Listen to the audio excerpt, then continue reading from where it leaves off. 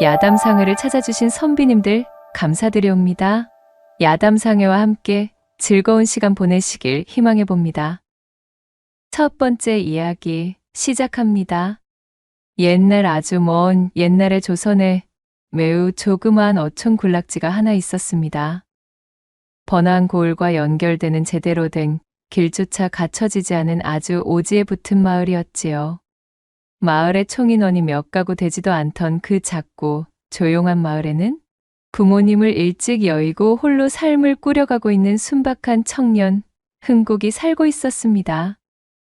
생전에 부모님이 남겨주신 쓰러지기 일보 직전에 허름한 초가집이 흥국이 가진 재산의 전부였지요.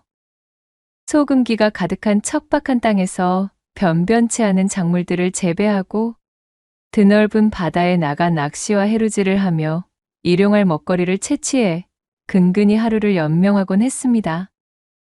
흥국은 가난하였기에 하루의 대부분을 이렇듯 먹을 것을 구하는 일로 보내었고, 이러한 일상을 제외하면 흥국에게 주어진 유일한 여가라고는 단지 석양이 드리워진 드넓은 바다를 향해 앉아 그것을 구경하는 시간뿐이었습니다.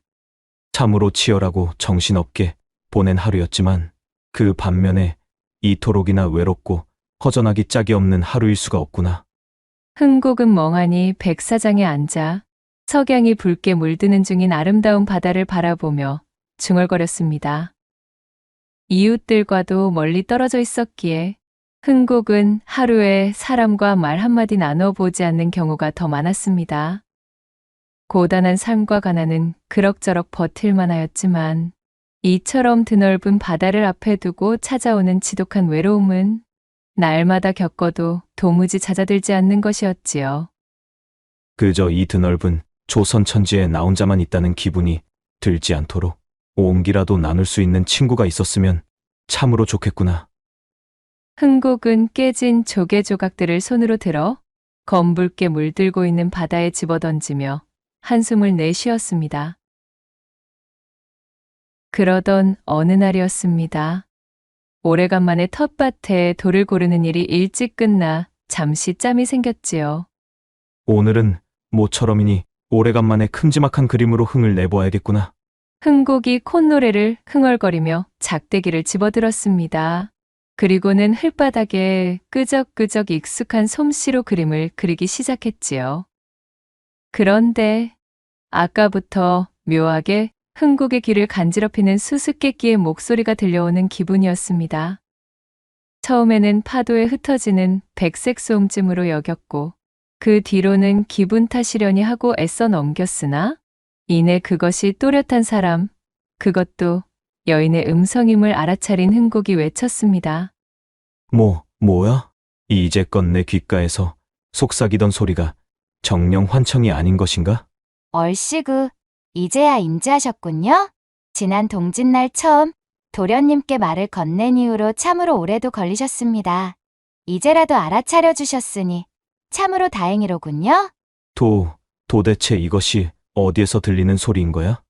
나의 머리가 어떻게 되어버린 것인가? 설마 환청이 아니라면 귀신이냐?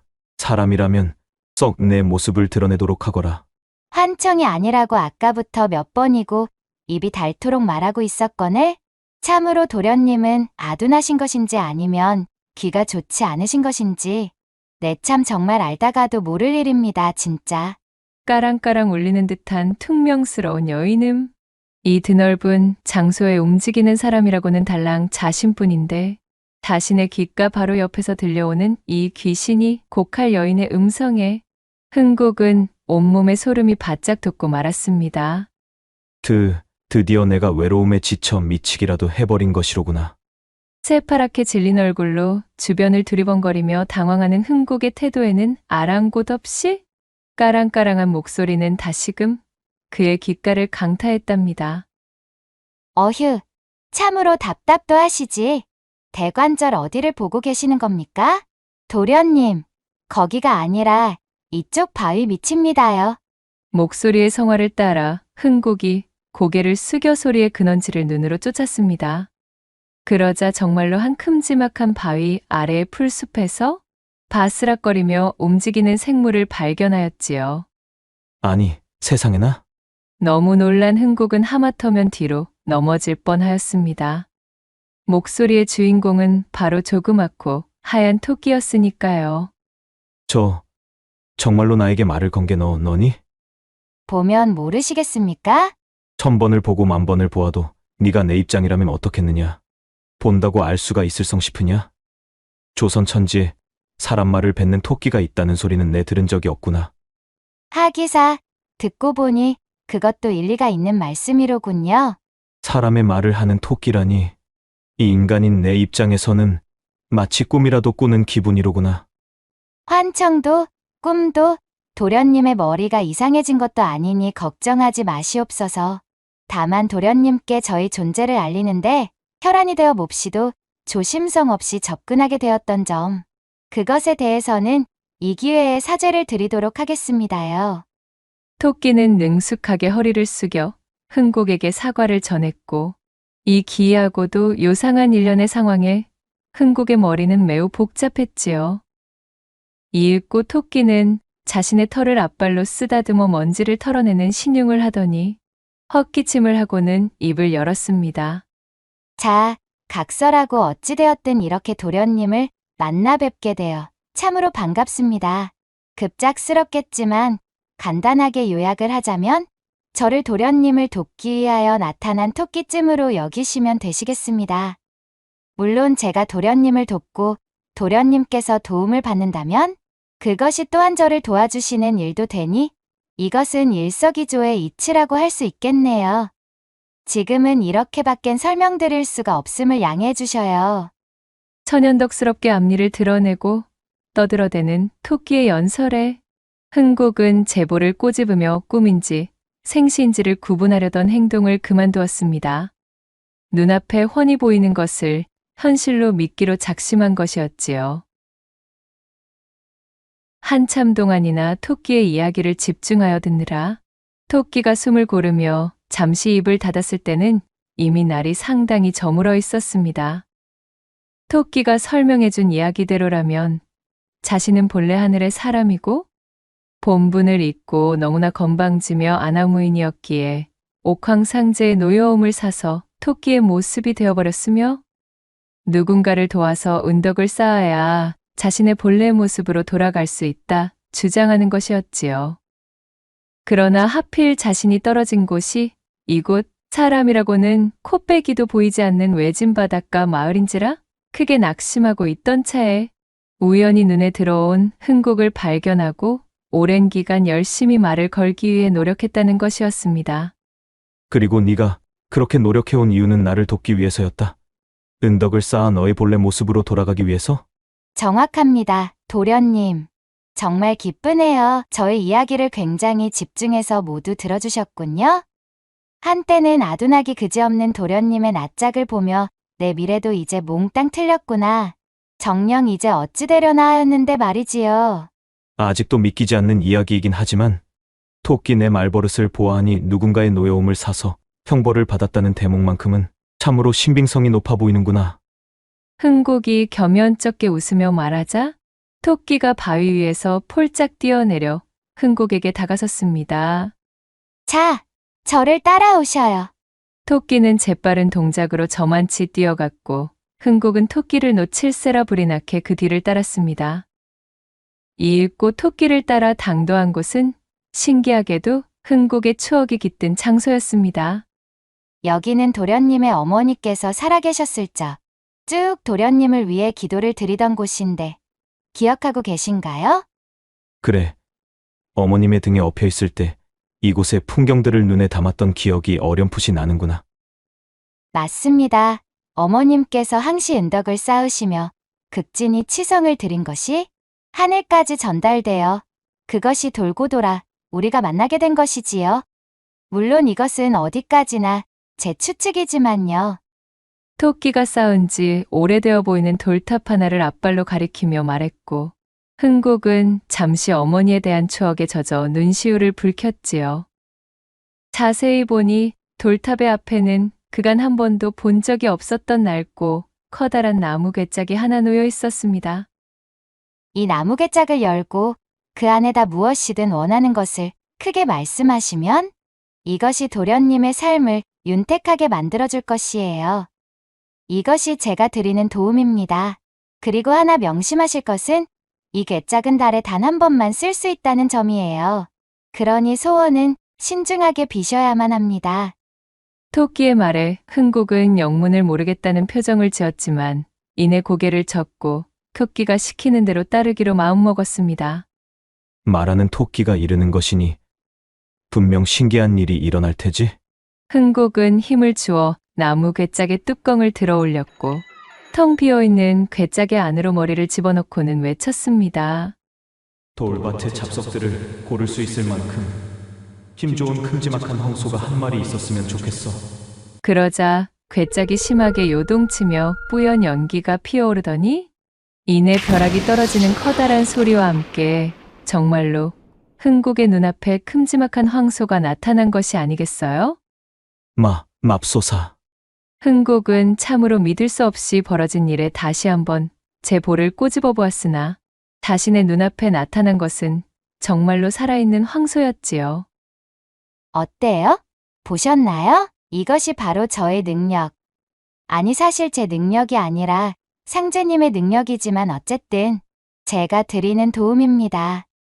아무쪼록 심사숙고하시어 이것이 도련님에게 행복을 가져올 수 있기를 바라겠습니다요. 자, 그럼 저는 이만. 말을 마친 토끼는 깜찍하게 앞발을 흔들며 흥국에게 인사를 건넸고 이내 제가 뛰어온 곳으로 쪼르르 달려 자취를 감추고 말았습니다. 토끼야, 잠깐만. 흥국은 토끼에게 제 감사의 인사도 전하지 못한 것이 마음에 걸려 토끼를 불러보았으나 마치 거짓말처럼 토끼의 모습은 온데간데 없었습니다. 흥국은 한참을 멍하니 서서 토끼가 사라진 곳을 바라보다 듬직한 황소와 함께 집으로 돌아갔지요. 그날부터 흥국은 황소와 대동하여 자신의 황폐한 밭을 가꾸며 지냈습니다. 외롭고 적적하던 차에 흥국에게 나타난 이 황소는 소중한 일꾼이자 동료, 그리고 그의 외로움을 달래는 친구가 되어주었지요. 흥국은 이 황소와 함께 일몰과 일출의 눈부신 광경을 나누었고 하루의 대부분을 함께 지내며 깊은 정을 나누었습니다. 그렇게 한 달이라는 시간을 보내던 어느 날 흥국의 고을을 관리하던 관부에서 조세징수원이 찾아왔습니다. 당시 악명 높던 징수원으로서 특히 자유재량으로 맡겨둔 현물세인 공무를 제 마음대로 수탈해 고열을 짜내기로 유명한 자였지요. 징수원은 을씨년스러운 고을을 돌아다니면서 몇 없는 사람들에게 각종 구실을 가져다 붙이며 세금을 쥐어짜기 시작했습니다. 그리고 드디어 흥국의 차례가 되었어요. 징수원은 흥국의 돌밭에서 돌을 고르고 있던 황소를 발견하고는 그 우람하고 듬직한 덩치와 너끈한 힘에 눈이 휘둥그레졌습니다. 징수원은 욕심이 생겨 황소를 빼앗을 작정으로 소리쳤습니다.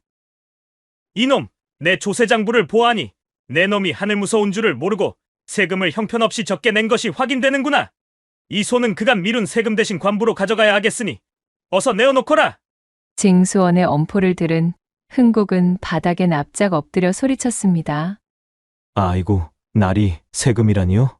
들어본 적도 없는 것을 두고 이리 억지를 쓰시면 아니 됩니다요. 이 소는 저의 하나뿐인 가족이자 전 재산입니다. 이렇게 가져갈 순 없습니다요. 감히 임금께 바칠 공물에 대해 토를 다는 것이냐? 목숨이 아깝거든 거역하지 말고 순순히 내놓거라. 징수원은 흥국을 죽일 듯 협박하며 억지로 황소를 빼앗았습니다. 횡재를 했다며 황소를 끌고 가는 징수원의 바짓가랑이를 붙들고 흥국은 울먹이며 거세게 말렸지만 악명 높던 징수원의 생떼를 막을 수는 없었지요. 그렇게 정을 주던 친구였던 황소를 눈앞에서 잃은 슬픔에 흥국은 며칠 밤을 제대로 잠을 이루지 못했습니다. 그렇게 한 달이라는 시간이 훌쩍 지나고 이대로는 견딜 수 없었던 흥국은 수소문 끝에 물어물어 징수원을 찾아갔습니다.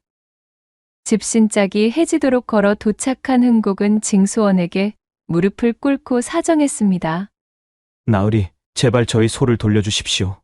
그러자 흥국을 내려다보던 징수원이 비열한 웃음을 던지고는 이윽고 제 집에서 작은 보따리를 하나 들고 나왔습니다. 그는 흥국의 얼굴에 보따리를 냅다 던지면서 말했지요. 옛다! 그놈의 소! 끌고 오자마자 여물도 입에 대지 않고 일을 시켜도 도통하질 않으니 완전 골칫덩어리였지 무엇냐! 그리도 그 소를 원한다면 남은 것이라도 가져가거라! 흥국이 보따리를 열어보자 안에는 황소의 뼈 일부만이 남아 있었습니다. 징수원이 그만 황소를 잡아먹어버린 것이었지요. 정을 나눈 친구를 잃었다는 슬픔에 흥국은 대성통곡을 했습니다. 징수원의 집에서 하인들에 내쫓겨난 흥국은 그렇게 황소의 뼈를 소중히 품에 안고 터덜터덜 집으로 돌아오고 말았지요. 흥국은 눈물을 쏟으며 자신의 텃밭 앞볕이 잘 드는 곳에 황소의 뼈를 묻어주었습니다. 미안하다. 참으로 미안해. 내 너를 지켜주지 못해 참으로 미안하다. 부디 다음 생에는 행복한 존재로 다시 태어나거라. 흥국은 눈물로 얼룩진 얼굴을 소매춤으로 훔치며 밤이 깊도록 잠을 이루지 못하다가 새벽녘이 되어서야 까무룩 황소의 무덤 옆에서 잠이 들고 말았습니다. 다음 날 아침, 퉁퉁 부은 눈으로 일어난 흥국의 눈앞에는 믿지 못할 광경이 펼쳐져 있었습니다. 간밤 황소의 뼈를 묻어준 무덤에서 고작 하룻밤 사이에 흥국의 키만큼이나 훤칠하게 자라있는 나무의 줄기가 자리 잡고 있었기 때문입니다. 이럴 수가. 흥국은 깜짝 놀라는 것도 잠시 간밤 제가 간절히 바랬던 대로 이 나무의 줄기는 황소가 환생하여 태어난 것이라고 믿게 되었지요. 토끼를 만난 이후로 신통한 일이 끊이질 않았으니 이 역시 현실일 테지. 황소일 때 내 너를 지키지 못하였으니 이제라도 반드시 너를 잘 돌봐주마. 흥국은 크게 기뻐하며 그동안 황소를 애지중지 소중하게 대해주었던 것처럼 이 나무를 극진히 가꾸기 시작했습니다. 그렇게 얼마나 많은 시간이 지났을까요? 흥국의 사랑을 무럭무럭 받은 나무는 어느새 그 길이가 하늘까지 닿을 듯 드높게 자랐습니다. 흥국은 튼튼하게 자라서 굵은 줄기를 끝없이 뻗어내린 나무를 보고 너무나 흡족해하였지요. 마치 자신이 지켜주지 못했던 황소의 혼이 자유롭게 날아오르는 것을 지켜보는 기분이었습니다. 그러던 어느 날, 여느 때와 마찬가지로 나무에 물과 거름을 주기 위해 나선 흥국의 눈에 저 멀리 나무의 줄기를 타고 올라가는 형체가 들어왔습니다. 어랍쇼. 저것이 무엇이지? 홍국이 이마에 손을 올리고 눈을 찌푸리며 자세히 들여다보자 세상에나 이게 무슨 일인가요? 그것은 말로만 듣던 날개옷을 펄럭이며 하늘로 향하고 있는 선녀의 형상이었지요. 세상에. 먼 발치에서 흐릿하게 본 형상이었지만 한눈에 보아도 그 모습은 너무도 아름다웠기에 홍국의 심장은 심하게 요동치며 쿵쾅거렸습니다. 그러는 사이 선녀는 줄기의 끝을 따라 하늘 위 구름 속으로 순식간에 사라져 버렸어요.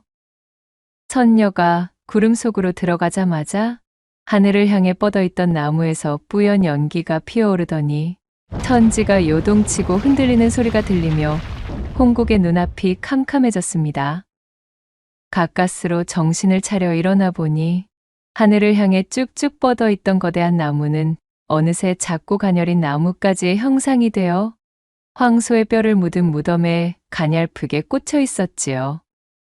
마치 나무가 하늘에 길을 연결해 주어 선녀를 하늘로 인도하고 그것이 끝나자 제 임무를 끝마쳤다는 듯 줄어든 모양새 같았습니다. 토끼를 만난 이래로 너무나도 기이한 일의 연속이라 잠시도 정신을 차릴 틈이 없구나.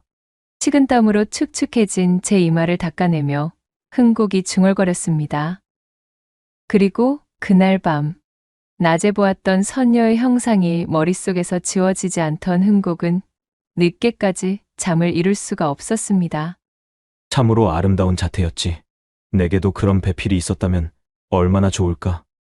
그렇게 뜬 눈으로 지새던 흥국은 새벽녘이 가까워진 시간에 겨우 잠이 들었어요. 깊은 잠에 빠진 흥국은 꿈을 꾸게 되었는데 친구처럼 지내던 황소가 새하얀 털을 뒤집어 쓴 채 나타나 흥국의 앞으로 걸어오는 것이었지요. 반가움에 달려나간 흥국이 황소를 와락 껴안자 황소가 흥국에게 머리를 부비며 입을 열었습니다. 네 덕에 나는 세상의 빛을 만끽하며 꽤 괜찮은 시간을 보내었단다. 정말 고마워. 그러니 이제 더는 슬퍼하지 말렴. 이 말을 꼭 너에게 전해주고 싶었어. 아참, 그리고 있잖아. 너에겐 나를 얻었던 괴짝이 아직 남아있으니 네가 본 선녀가 정 그립거든. 그 괴짝을 이용해보렴. 황소의 그 말을 끝으로 흥국은 빨려나가듯 잠에서 깨어났지요. 꿈속에 황소가 해준 말을 곱씹던 흥국은 깊은 고민에 빠졌습니다. 자신의 욕심으로 황소를 세상에 데려왔으나 제대로 지켜주지 못하였는데 그러한 자신이 과연 괴짝의 신비한 힘을 다시 이용할 자격이 있을까 싶은 마음에 흥국은 그간 괴짝을 찾지 않았던 것이었지요. 잠시 후 마른 침을 꼴깍 삼킨 흥국은 제 머릿속에서 떠다니는 선녀의 형상을 생각하다 이내 결심한 듯 옷을 주워 입고는 밖으로 뛰쳐나갔습니다.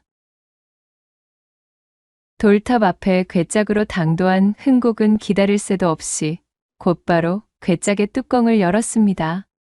낮에 보았던 선녀를 내 아내로 맞이했으면 좋겠어. 흥국의 외침을 들은 괴짝은 이번에도 심하게 요동치며 뿌연 연기를 뱉어냈고 이내 천둥이 내리치는 묵직한 소음과 함께 흥국의 눈앞에는 어제의 그 선녀가 나타났습니다. 흥국을 발견한 선녀가 웃으며 입을 열었지요. 오래간만입니다. 도련님. 결국 이렇게 다시 만나게 되었네요. 예, 다시 만나다니요. 저는 선녀님을 처음 뵙는. 흥국이 얼굴을 붉히며 머리를 긁적이자 그 표정을 본 선녀가 미소를 지었습니다. 그때나 지금이나 여전히 아둔하신 낯짝이십니다. 하지만 그 어진 마음이 싫지는 않군요. 정녕 제 목소리를 기억하지 못하시겠나요? 골똘히 생각에 잠긴 흥국은 그제서야 선녀의 목소리를 퍼뜩 기억해냈답니다. 토끼. 설마 당신은 그때의 그 흰 토끼? 네, 맞습니다. 그 토끼가 바로 저랍니다. 도련님. 토끼이던 시절보다는 지금이 훨씬 아름답죠? 아니 이것이 대체 어찌된. 일전에 도련님께 제가 말씀드렸지 않습니까? 도련님을 돕는 일은 결국 저를 돕는 일이라고요. 도련님을 도와 은덕을 쌓은 저는 다시 하늘로 복귀할 기회를 얻게 되었고 사정이야 어찌되었든 도련님께서 뿌리내리게 도운 나무가 마침 제게 하늘길을 열어주어 저는 무사히 제 본 모습을 찾아 하늘에 당도할 수가 있었습니다. 참으로 감사드립니다. 모두 도련님의 덕택이었어요. 이럴 수가. 도저히 믿을 수가 없는 이야기입니다. 어머? 더 믿을 수 없는 이야기를 해드릴까요? 그게 무엇입니까? 황소를 잃은 이후 괴짝을 이용하여 더욱 큰 사리사욕과 욕심을 채울 수 있었는데도 도련님은 그렇게 하지 않으셨지요. 오직 친구처럼 지냈던 황소의 넋을 위로하며 보살피려는 마음뿐이었습니다. 그 어질고도 사려 깊은 마음에 옥황상제께서도 감격하시어 이번에 외치신 도련님의 소원은 저더러 직접 이루어주라 명하셨답니다. 직접이라면 설마. 예, 맞사옵니다. 제가 바로 도련님의 아내가 될 선녀이지요. 기뻐하셔도 좋아요, 도련님. 하늘궁에서도 저 정도로 미색이 빼어난 선녀는 그리 흔치 않사옵니다. 도련님 아주 횡재하신 거예요. 선녀는 흥국의 앞으로 바짝 다가서며 마치 뽐내는 듯 날개옷을 펄럭여 보였고 그렇게 꿈에 그리던 선녀와 예쁜 아내를 동시에 맞이하게 된 흥국은 만개한 웃음을 보이며 뛸 듯이 기뻐하고는 그녀를 데리고 집으로 돌아갔지요. 선녀를 아내로 맞이하게 된 흥국은 하루가 어떻게 흐르는지 모를 정도로 행복한 나날을 보냈습니다. 그에게는 더 이상 외로움이라는 감정이 찾아들 틈이 없었지요. 그는 선녀와 함께 달콤한 신혼생활을 가득 만끽하고 있었습니다. 선녀 역시 흥국을 지아비로 맞아 지상에서 생활하며 그의 아내로서 인간의 삶을 사는 것에 큰 재미를 느끼고 만족하고 있었지요. 그렇게 두 사람이 낮에는 연일깨를 볶으며 함께 일하고 밤에는 진득한 사랑을 나누며 서로 죽고 못 사는 시간이 연일 흘렀습니다. 그러나 흥국에게 주어진 행복은 이번에도 그 기간이 길지 못했지요. 옆고을에서의 수타를 끝내고 흥국의 고을을 지나던 지난번의 조세징수원이 밭에서 작물을 수확하던 흥국과 선녀를 발견한 것이었습니다. 한눈에 보아도 빼어난 절색을 뽐내고 있던 선녀의 외모를 본 징수원은 황소 때와는 비교도 할 수 없는 욕심이 솟아나고 있었습니다. 그는 다짜고짜 선녀의 팔을 잡아채며 외쳤지요. 아니, 이런 천하의 미색을 보았는가? 이리도 외딴 곳에서 기거하고 있을 여인이 아니로구나. 헉, 나으리. 아니, 제 아내에게 어찌 그러십니까? 그 손을 놓아주십시오, 나으리. 어허, 내 이놈. 지난번 황소 때도 그랬지만 내 놈은 필시 뒤가구린 짓을 벌이는 놈임이 틀림이 없다. 그렇지 않고서야 어찌 너같이 가진 거 하나 없는 가난한 놈이 그토록 우량한 황소에 무슨 수로 이리도 아름다운 여인까지 아내로 얻었다는 말이더냐? 생각 같아서는 당장 경을 치고 내 놈을 관부로 끌고 갈 일이지만 내 특별히 이 계집만 데려가는 것으로 봐주도록 하겠느니라. 흥국에게 잔뜩 으름장을 놓은 징수원은 주상전하께 진상을 올리겠다는 핑계를 대며 선녀의 팔을 잡아 끌었습니다. 하지만 그의 속내는 선녀를 끌고 가 자신의 첩으로 들일 심산이었지요. 아니, 이게 무슨 짓입니까? 이 손 놓으셔요. 내 인연, 가만히 있지 못하겠느냐? 여기서 저항한다면 내년에 서방을 죽이고서라도 데려갈 것이니 얌전히 응하거라. 아니, 그것이 대체 무슨 말이랍니까? 어찌하여 인간들이란 이다지도 제멋대로인 말을 뱉어내는 것인지요? 징수원과 선녀 사이에서 잔뜩 실랑이가 벌어졌지만 흥국을 서방으로 맞이하며 지상으로 내려와 신통력을 잃은 선녀는 그저 가녀린 인간 여인일 뿐이었습니다.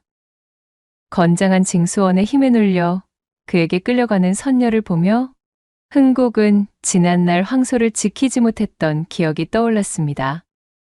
그 죄책감을 채 잊기도 전에 이번엔 아내마저 잃는다면 더는 견딜 자신이 없었지요. 제 아내를 데려가려거든 저를 죽이고 데려가십시오. 흥국은 징수원의 멱살을 잡아 그를 바닥에 내동댕이 치며 소리쳤고 그 순간 징수원의 수아가 들고 있던 육모방망이로 흥국을 사정없이 두들겼습니다. 몽둥이 세례를 견디지 못한 흥국은 그대로 의식을 잃고 말았고 흥국의 이름을 애타게 외치는 선녀를 데리고 징수원은 그대로 모습을 감추고 말았습니다. 한참이 지나서야 의식이 돌아온 흥국은 아내를 지키지 못했다는 슬픔으로 땅을 치며 통곡했습니다. 황소도 지켜주지 못했는데 자신을 믿고 천상의 삶조차 내려놓고 인간이 된 아내마저 지키지 못했으니 흥국은 무능한 자신을 자책하며 뜨거운 분노를 쏟아내었지요. 피를 토하는 심정으로 절규하던 흥국은 이내 야차와 같은 얼굴이 되어 일어섰습니다. 그래. 좋아. 이번만큼은 절대로 그냥 넘어가지 않겠다. 흥국은 그 길로 미친 사람처럼 내달려 돌담 앞에 괴짝으로 당도했습니다. 그리고 그날부터 며칠 밤낮을 굶어가며 괴짝 앞에 앉아 자신의 분노를 저축하듯 마음에 담고 또 담았지요. 그 분노가 더 이상 자신의 몸, 그 어디에도 담을 수 없을 정도로 크게 부풀어 오르자 흥국은 괴짝의 문을 열고 그 속에다 외쳤습니다. 내게 이 세상 모든 것을 찢어박일 발톱과 송곳니를 가진 집채만한 호랑이를 내어주시오. 흥국의 절규에 대답이라도 하듯 괴짝은 그 어느 때보다도 요란하게 요동치며 뿌연 연기를 뱉어내었고 이내 흥국의 앞에 무시무시한 호랑이를 뱉어내고는 쩍 갈라져 그대로 박살이 나버렸습니다. 커다란 호랑이는 시퍼런 안광을 뿜으며 흥국에게 머리를 조아렸지요. 흥국은 혼이 나간 얼굴로 호랑이의 등에 올라탔습니다. 그리고 조용히 호랑이의 귓가에 속삭였습니다. 내 아내를 데려간 놈에게 가자. 그 놈은 내 마음대로 찢어놓아도 좋단다. 그의 말을 들은 호랑이는 두툼한 앞발을 굴러 뜀박질을 시작했고 그 뜀박질이 어찌나 빠르던지 호랑이는 눈 깜짝할 새에 징수원의 집까지 당도하는 것이었습니다. 손쉽게 담벼락을 넘어 마당 안으로 당도한 호랑이를 발견한 하인들의 비명소리가 여기저기서 터져나왔지요. 이윽고 바깥의 소란을 듣고 나와본 징수원은 마당 한가운데 떡하니 자리 잡고 있는 호랑이를 발견하고는 그만 오줌을 지르고 말았습니다. 내 아내는 어디에 있느냐? 흥국이 버럭 소리를 지르자 징수원은 덜덜 떨리는 손가락을 들어 곳간으로 보이는 한 창고 건물을 가리켰고 흥국이 다가가 자물쇠를 부수고 문을 열자 그 안에는 흥국의 아내인 선녀가 새끼줄에 꽁꽁 묶인 채 갇혀 있었지요. 여보. 제 아내의 몰골을 본 흥국은 서둘러 그녀를 부축하여 밖으로 꺼내었고 더더욱 분노에 물들어 눈물을 흘릴 지경이 되었습니다. 흥국이 산도깨비 같은 표정이 되어 징수원을 돌아보자 그는 새파랗게 질려 덜덜 떨며 말했습니다. 제발 한 번만 살려다오. 내 다시는 그러지 않을 것이야. 집채만한 호랑이의 송곳니에서 뚝뚝 흐르는 침을 본 징수원은 바닥에 납작 엎드려 두 손을 들고 싹싹 빌었지만 그야말로 분노에 사로잡힌 흥국의 마음을 돌리기엔 역부족이었습니다. 너의 마음대로 찢어놓거라. 흥덕이 낮고 간결한 목소리로 호랑이에게 명하였고 그 순간 시퍼런 안광을 빛내며 앞으로 뛰쳐나간 거대하고 육중한 호랑이의 칼날 같은 발톱춤을 막을 수 있는 존재는 아무도 없었지요. 그날 깊은 어둠으로 물들어 있던 밤하늘은 징수원에 찢어지는 비명으로 붉게 물들었습니다. 그렇게 아내를 구해낸 흥국은 호랑이의 등을 타고 유유히 집으로 돌아왔습니다. 그는 이번 기회로 사람과의 접촉이 항상 좋은 일만 가져다 주는 것은 아니라는 걸 뼈저리게 겪고는 한숨을 내쉬었습니다. 차라리 사람의 왕래가 일절없이 외로웠던 시절이 더 나을지도 모를 일이구나. 나는 이제 너무 지쳐버렸어요. 탐욕에 눈먼 사람들이 내 소중한 존재들에게 상처 입히는 것을 더는 두고 보기 힘듭니다. 부인은 어찌 생각하십니까? 저는 이제 당신을 지아비로 둔 여인이니 그저 당신의 뜻을 따를게요. 당신이 편한 대로 하셔요. 아내인 선녀의 자애로운 미소와 함께 허락이 떨어졌고 그리하여 천리를 뛰어가는 호랑이의 도움을 받아 그 누구의 손길도 닿지 않는 이름 모를 깊은 산중으로 당도하게 되었습니다. 이후로도 흥국과 선녀는 아무도 찾지 않는 둘만의 보금자리에서 함께 의지하며 행복하게 지내면서 두 번 다시는 서로 떨어지지 않았으며 훗날 그 두 사람이 머물렀던 산채의 마당에는 두 사람이 껴안고서 눈을 감은 모습을 꼭 닮은 바위가 아직까지도 그 자리를 굳건하게 지키고 있다라는 후문이 옵니다. 두 번째 이야기 시작합니다.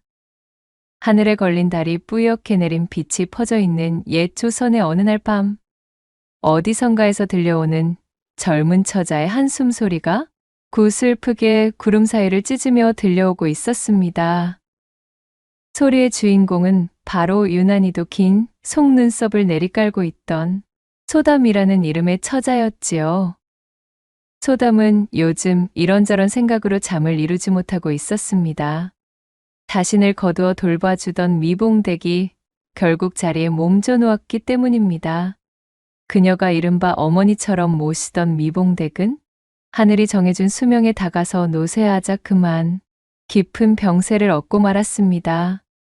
어머니, 어서 기운을 차리셔야지요. 아직 창창하신데 이렇게 꾀병을 부리시기가 있나요? 애써 웃음 지으며 농 아닌 농을 섞어 말하는 소담의 눈가엔 어느새 눈물이 그렁그렁 맺혀 있었습니다. 소담은 자신의 친어미가 아닌 이 미봉댁을 어머니라고 부르고 있었어요. 그도 그럴 것이 소담은 본디 몰락 양반의 출신으로 훈구파의 인사였던 소담의 아버지가 중앙정계의 혼란에 휘말려 살림 세력들에게 축출당해 집안이 풍비박산나게 되자 소담을 몰래 빼돌린 유모의 도움으로 겨우 그녀만이 화를 면하게 되어 멀리 탈출할 수 있었습니다.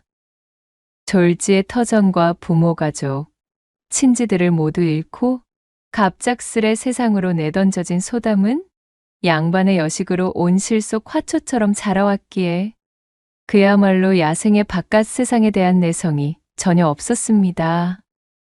든든한 버팀목이 되어주던 양반 가문의 배경이 사라지자 할 줄 아는 것 하나 없는 곱게 자란 규수가 험준한 세상을 버텨내기란 여간 힘든 일이 아니었지요. 내 비록 온갖 화를 입은 처지이나 한가로이 슬퍼할 겨를이 없구나. 일단은 목숨부터 부지하고 볼 일이야. 이대로 정신을 놓고 있다가는 바로 황천의 객이 되기 알맞겠어. 그나마 소담의 천성이 묻어나고 적응력이 좋았기에 양반 출신이라는 자존심을 그 즉시 내던지고 허들에 시리며 품삯팔이며 손에 들어오는 일은 닥치는 대로 주워 담으며 입에 풀칠을 해왔습니다. 서투른 솜씨와 쉽게 고갈되는 체력의 탓으로 한때는 제 발 아래에 내려보던 평민계급의 자들에게 험한 욕지기를 들어먹는 일이 비일비재하였지만 어찌되었든 복수며 책이며 내 몸 하나 건사하고 나서야 생각할 일이었으니까요.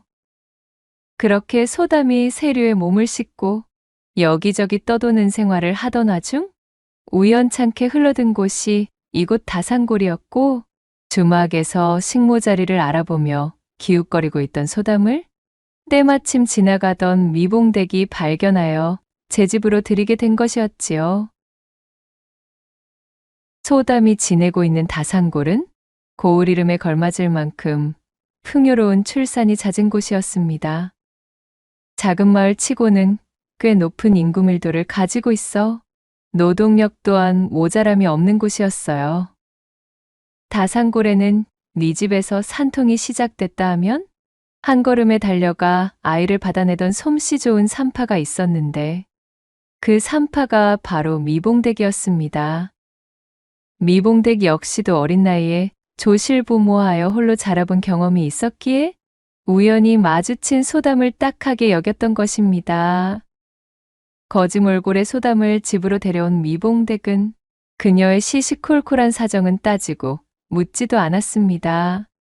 그저 소담이 힘든 사연을 내려놓고 마음 편히 지낼 수 있도록 보살펴 주었지요.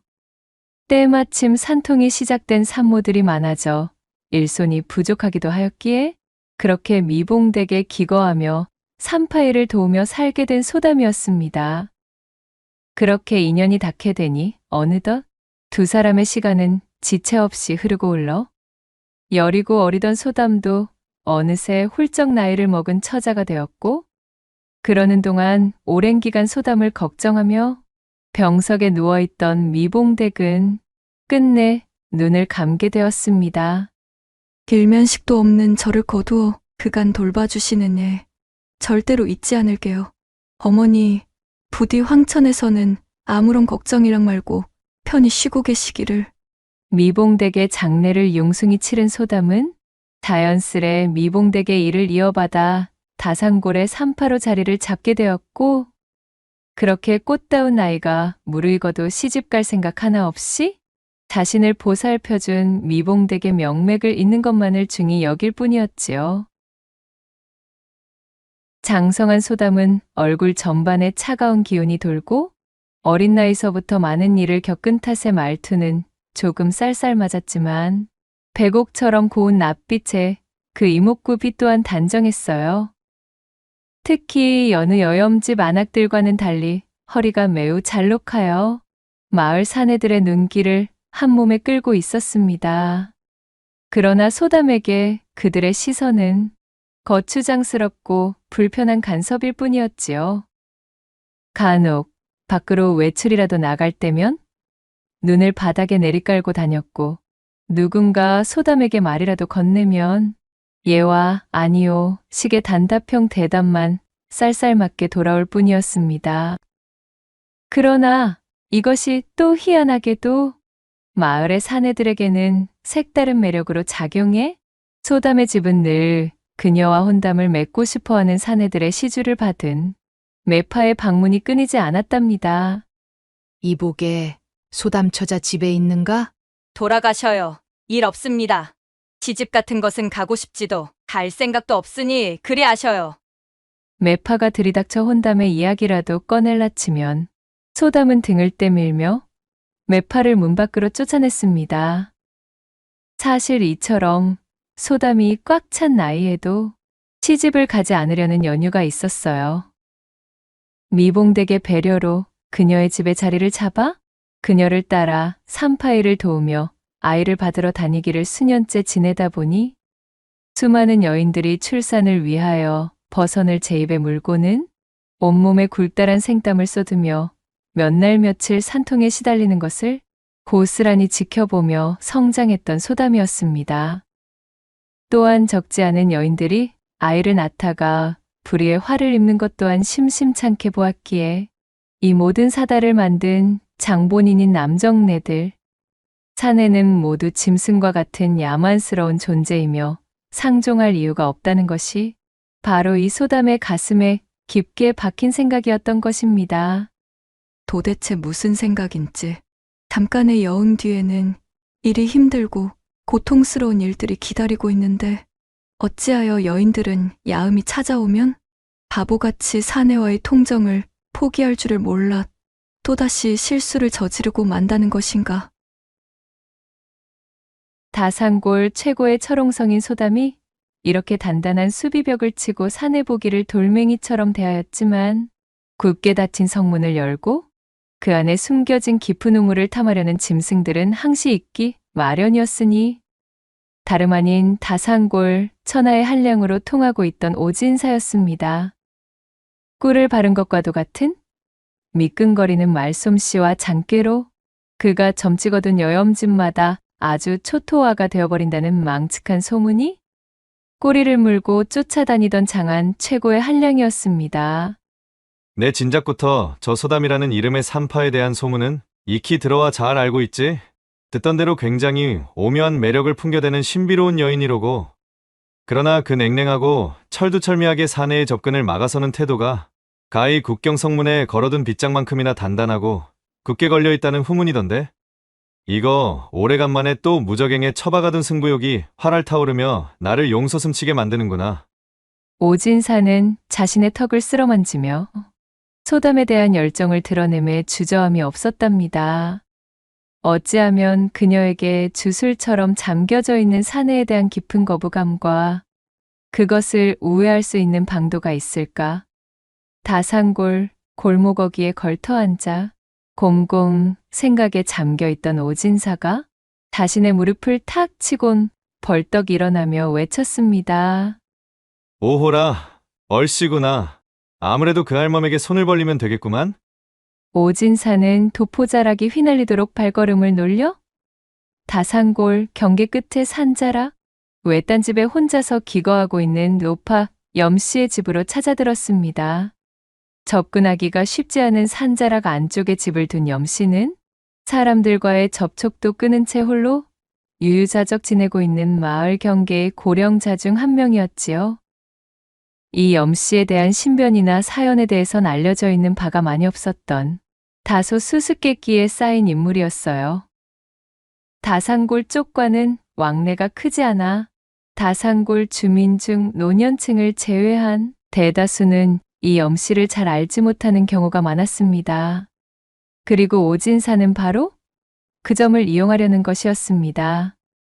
가파른 산을 헤쳐오느라 제 집 앞에서 숨을 몰아쉬며 벌레를 씹은 얼굴이 되어 있는 오진사를 발견한 염씨가 빈정거림에 물이 오른 듯한 목소리로 말했습니다.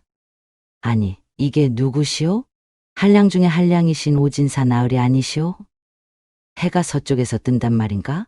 어인일로 오진사 나리께서 이 늙은 쇠뇌에 누추한 거처까지 이리 몸소 찾아오셨소?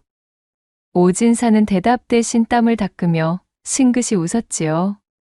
그리고는 대뜸 도포자락에서 두툼한 엽전꾸러미를 꺼내서는 염씨의 손에 덥석 쥐어주며 말했습니다. 원참, 그 표독스러운 혓바닥은 여전하시구려. 그러지 말고 이리 가까이 좀 와서 그 귀 좀 빌려줘 보시오. 이튿날 저녁 나절. 누군가 밖에서 소담의 집 살인문을 두드리며 요란을 떨고 있었습니다. 집에서 쉬고 있던 소담이 옷매무새를 가다듬고는 밖으로 나가보니 노파 염씨가 헐레벌떡 애가 다른 모양새로 안절부절 중이었지요. 뉘십니까? 무슨 일이신데 해가 저무는 시각에 남의 집을. 소담이 미처 말을 다 끝내기도 전에 염씨가 다급한 목소리로 말했습니다. 시집간 지 얼마 되지 않은 딸애가 배가 차올라 보름 전쯤 우리 집에 요양하며 해산하러 왔는데 진통이 시작되었는지 지금 아주 난리가 났다네. 좀 서둘러 나서 주시게. 염씨의 말을 들은 소담은 단박에 표정이 바뀌며 출산 준비 물품들이 들어있는 손보따리를 빠르게 싸들고는 외쳤지요. 이럴 것이 아니라 어서 앞장서셔요. 따님 상태가 그러하다면 지체하고 있을 여력이 없는 시간 싸움입니다. 그리하여 소담은 염씨의 안내를 받아 산허리를 돌아 산자락에 위치한 외딴집까지 부지런히 걸음을 옮겼습니다. 그녀는 산중에 홀로 지내던 노파 염씨와는 그간 일면식도 없었기에 산기가 찾아온 딸이 있다는 염씨의 말에 아무런 의심도 없이 따라 나선 것이었지요. 이윽고 염씨의 집에 도착하여 살인문에 들어서자마자 방 안에서는 통증에 잔뜩 지쳐 끙끙 앓는 듯한 소리가 흘러나오고 있었습니다. 자, 어서 시작하십시다. 할멈은 따뜻한 물과 깨끗한 천을 준비해 주시고. 노련한 움직임으로 염씨에게 이것저것 주문을 하며 방 안에 들어선 소담은 칠흑처럼 어두워 아무것도 보이지 않는 방 안을 확인하고는 당혹스러운 표정이 되어 말을 이었어요. 아니, 일이 어두워서야 아무것도 보이질 않는데 첩첩산 중이라 빛이 전혀 닿지를 않으니 아무래도 안 되겠어요. 산모를 돌보려면 최소한 뭔가 좀 보여야 일을 시작할 터인데. 애타는 자신의 외침에도 염씨가 대답이 없자 소담은 염씨를 채근하며 다시 한번 소리쳤지요. 저기 할멈, 촛불이라도 좀 켜시든가 아니면 호롱불심지라도 좀 올리셔야 될 것 같은데요. 그러자 잠자코 듣고 있던 염씨가 능청스럽게 대답했습니다. 우리 집에 추같이 귀한 물건은 없고 호롱불 심지도 어디에 처박혀 있는지 기억이 가물가물하네. 내 밖에서 찾아볼 터이니 일단 손으로 더듬어가며 시작해 보시게. 아, 산파 양반이야 하도 많이 받아보았으니 손에 이거 있지 않은가? 불을 밝힐 것을 찾아본답시고 나간 염씨를 뒤로하고 출산통의 신음소리만 가득한 컴컴한 방에서 소담은 더듬더듬 방바닥을 짚어가며 이불 속에 누워있는 산부를 찾아냈습니다. 자, 나는 다산골 산파로 있는 사람입니다. 출산을 돕기 위해 왔으니 힘드시겠지만 조금만 참으셔요. 내가 신호를 주면 그때부터는 바로 힘을 주시면 됩니다. 어둠이 내려앉은 방 안에서 아무것도 보이지 않는 상태였지만 그간의 경험과 노련미로 소담은 손끝에 신경을 집중하여 산부의 배 부위를 찾아 쓰다듬었습니다. 태아의 상태를 확인하기 위해서였지요. 헌데 무언가 이상했습니다. 산부의 배가 출산을 앞둔 사람치고는 그닥 부르지 않았던 것이지요. 이를 이상하게 생각한 소담은 고개를 갸웃거리며 산부의 호치마를 주섬주섬 걷어올렸습니다. 산부의 허벅지가 손끝에 느껴졌고 이윽고 무성하게 자라있는 숲풀 속에서 부드럽고도 생경하니 물컹한 감촉이 손에 들어왔습니다. 소담은 그야말로 깜짝 놀라고 말았습니다. 아니, 벌써 아이가 나오고 있는 겁니까? 방안이 칠흑이니 아이의 어느 부위인지 확인할 길이 없네? 할멈, 불을 밝힐 것은 아직이요? 서둘러 주셔요. 소담이 다급하게 염씨를 부르며 허리를 굽혔으나 방 밖에서는 감감무소식이었지요. 아니, 뭐 저 따위 어미가 다 있어? 제 여식의 출산인데 저리도 무심하다니? 그리 생각하고는 혀를 차며 이맛살을 찌푸린 소담은 어쩔 수 없이 손끝에 더욱 신경을 집중하여 그간 몸으로 다져온 감각들을 총동원해 아이를 받을 준비에 돌입했습니다. 어머, 내가 왜 이러지? 생전 처음 느껴보는 신묘한 기분이 되니 어쩐지 참으로 요상하구나. 이날 이때까지 소담이 제 손으로 받아본 아기가 수도 없거늘 이번의 아기는 참으로 신통하고도 요상하기 짝이 없었습니다. 여전히 빛 한 줄기 들어오지 않는 시커먼 어둠 속의 방 안에서 감각에만 의지한 채 소담이 산부의 허벅지와 수풀 사이를 헤집고는 한껏 용을 쓰며 손을 놀려 아이를 덥석 쥐어들자 마치 번개가 직격으로 내리치기라도 하듯 소담의 온몸을 짜릿하니 불꽃으로 휘감는 듯 훑는 것이었지요. 도대체 이게 무슨... 소담은 다리에 힘이 빠지고 등줄기로는 식은땀이 타고 흘렀습니다. 온몸은 불덩어리가 되어 잔뜩 상기되었어요. 정신을 가다듬고 다시 한번 아기를 만지던 소담은 한 번 더 놀라지 않을 수가 없었습니다. 자신의 손에 축축히 만져지는 이 부분이 도대체 아이의 어느 부위인지 짐작조차 가지 않는 것이었지요. 아기의 머리 부분이라기엔 턱없이 작고 아기의 손이라고 하기엔 또 손가락이 하나도 만져지질 않았습니다. 양수로 추정되는 액체가 듬뿍 묻어 소담의 손 안에서 미끈미끈대며 요리조리 움직이고 있는 이 부위는 도통 신기하기 짝이 없는 형태와 일찍이 소담이 한 번도 접해보지 못한 촉감이었지만 희한하게도 그 온도만큼은 타는 숨마냥 뜨거웠습니다. 이 손으로 만져도 저 손으로 만져도 도무지 알 길이 없는 와중 소담은 점점 제 얼굴이 달아오르는 연유를 헤아리지 못하고 있었지요. 그러자 지금까지 잠자코 있던 산부가 몸을 쓱 움직여 소담에게 다가섰습니다. 칠흑의 어둠 속에서 산부의 손에 이끌린 소담은 마치 비몽사몽과도 같은 형세가 되어 대체 내가 왜 이러지? 라는 소리만을 중얼거리며 눈을 지그시 감고 방바닥에 몸을 뉘기에 이르렀지요. 이 어두운 방에서 소담의 손에 맡겨져 있던 염씨의 딸이자 산부, 아니 염씨를 매수하여 1년에 잘 짜여진 각본을 토대로 산부인 척 누워있었던 사내, 이렇듯 한 번도 사내의 대들보를 경험해 본 적 없던 소담이 칠흑의 공간 속에서 그 신묘한 절구대를 처음 손으로 느껴본 감각에 잔뜩 달아오르도록 만들어버린 오진사는 자신의 계획대로 한상건아하게 차려진 이 상황을 결단코 놓칠 위인이 아니었지요. 이윽고 소담에 달뜬 옥굿을 구르는 소리가 산천을 뒤덮었고 제 몸에 일어난 불같은 변화에 정신을 차리지 못하고 있는 사이 소담은 자신도 모르게 두 팔로 오진사의 등을 감싸 안았지요.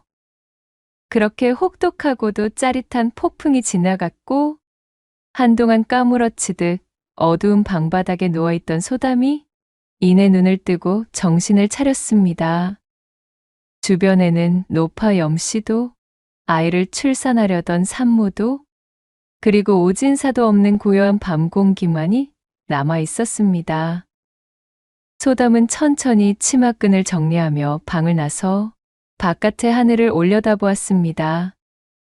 야음이 짙게 깔린 산천의 차갑고 명쾌한 공기가 소담의 코밑을 간지럽히고 있었습니다. 자신의 머리를 한번 슥 쓰다듬으며 아직도 채 가시지 않은 붉게 상기된 얼굴을 들어올린 소담은 부끄러움과 신비로움이 묻어있는 표정을 하고는 작게 중얼거렸지요. 아녀자들이 산통으로 까무러칠 때는 치더라도 이 맛을 잊지 못해 그렇게도 통정을 나누며 아이를 가지는 것이었구나. 오진사의 계략 덕에 늦음하기 음양아빌의 커다란 이치를 깨닫게 된 소담은 어쩐지 시원섭섭해진 모습이었으나 산자락을 내려오는 그 발걸음만은 몹시도 경쾌해진 모습이었지요. 그날의 소동이 마무리되고 시간이 훌쩍 흐른 뒤 소담은 사내를 멀리하던 버릇을 고치고 고을의 건실한 사내를 맞아들이는 일에 소홀치 아니하여 인생의 행복을 함께해줄 반려를 만나 해로하게 되었으니 고을의 사내들은 소담의 혼인 소식에 눈물을 훔쳤다는 이야기가 남아 있었답니다. 한편 그날 소담에게 잊지 못할 별세계를 선사해 주었던 오진사는 드디어 목표로 하던 소담의 굳게 닫힌 성벽을 장깨로 열어젖힌 제 스스로를 대견히 여기다 못해 어깨에 힘을 싣고 잔뜩 기뻐하느라 염씨의 집에서 고을까지 하산하는 동안 험한 산세를 주의하지 않았지요. 제 발걸음에서 방정맞음을 주체하지 못하였으니 어찌 변고가 생기지 않았을까요? 그만 천길 낭떠러지를 피할 길 없이 실족하여 불기에 객이 되고 말았으니 고을에서는 갑자기 자취를 감춰버린 한량 오진사에 대한 소문만이 무성하였으나 끝끝내 그를 다시 본 사람은 아무도 없었더라는 후문이 옵니다. 구독과 좋아요, 댓글로 야담상회를 응원해 주셔요. 늘 잊지 않고 야담상회를 찾아주시는 여러분들 시청해 주셔서 참으로 감사하옵니다.